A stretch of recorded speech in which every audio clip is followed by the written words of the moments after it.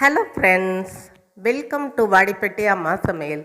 இன்றைக்கி நம்ம கிச்சனில் பார்க்க போகிற ஸ்பெஷல் ரெசிபி, இந்த குளிர்காலத்துக்கு எங்கே பார்த்தாலும் சளி, இருமல், அஜீரண கோளாறுன்னு தாங்க சொல்கிறாங்க. அதுக்கு ஒரே தீர்வு நம்ம வெத்தலை ரசம் தாங்க. ஒரு ஹெல்த்தியான ரசம் பார்க்க போகிறோம். வாங்க பார்க்கலாம். அதுக்கு முன்னாடி இன்றைய பிறந்த நாள் மற்றும் திருமண நாள் காணும் அனைவருக்கும் வாடிப்பட்டி அம்மாவின் இனிய நல்வாழ்த்துக்கள். ஸ்கிப் பண்ணாமல் பாருங்கள் ஃப்ரெண்ட்ஸ். பிடிச்சிருந்தா ஒரு லைக் ஒன்று போடுங்க. வாங்க வீடியோக்குள்ளே போகலாம். இப்போ ஒரு 5-6 வெத்தலை எடுத்திருக்கேன்.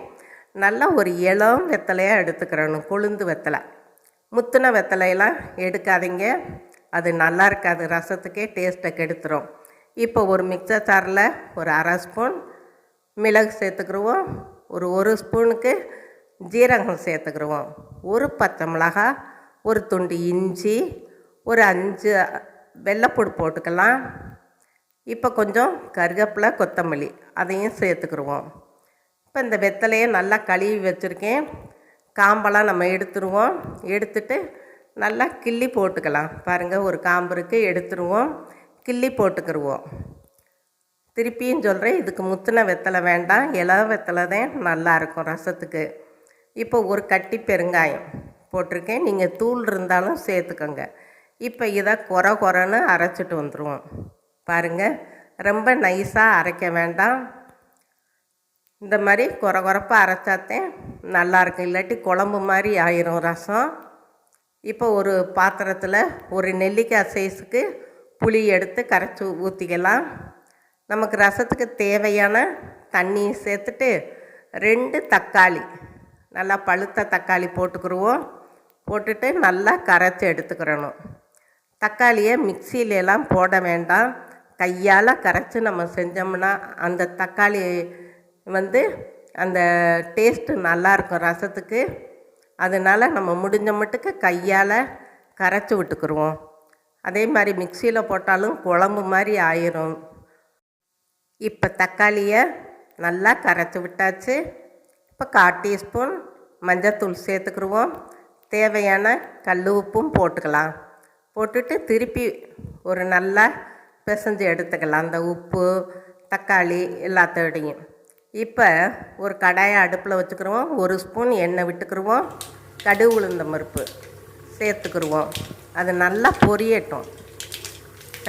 சடன்னு இப்போ பொரிஞ்சிருச்சு. 2 காஞ்ச வத்தலை கிள்ளி போட்டு, கருவேப்பிலை, கொஞ்சம் பெருங்காயத்தூள் தாளிக்கும் போதும் கொஞ்சம் போட்டுக்கிடுவோம். அப்போத்தான் நல்லாயிருக்கும். இப்போ நம்ம அரைச்சி வச்சுருக்க வெத்தலை, மிளகு, சீரகம்லாம் அரைச்சி வச்சுருக்கோம் இல்லையா, அதையும் சேர்த்துக்கிடுவோம். சேர்த்துட்டு ஒரு 2 நிமிஷத்துக்கு மீடியம் சைஸில் வச்சு வதக்கிடுவோம். நம்ம இது வதக்கும்போது ஜம்முன்னு ஒரு வாசம் வருங்க. அந்த சீரகம், மிளகு, வெத்தலை, பச்சை மிளகாய், வெள்ளைப்பூடெல்லாம் சேர்ந்து சூப்பரான வாசம் வரும்.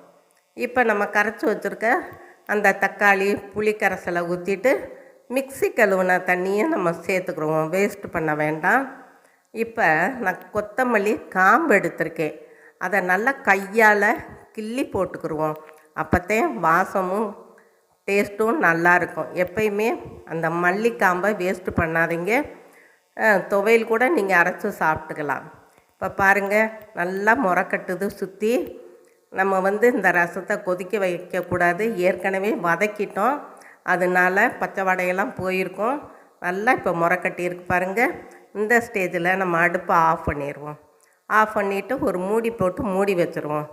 ஒரு 5 நிமிஷமோ 10 நிமிஷமோ கழித்து நம்ம எடுத்து கலந்து பார்த்தோம்னா வாசம் சும்மா வீடே மணக்குங்க. அந்த அளவுக்கு வாசத்தோடு இருக்கும் வெத்தலை ரசம். இந்த குளிர்காலத்துக்கு நீங்கள் கட்டாயம் செஞ்சு குழந்தைகளுக்கு கொடுக்கலாம்.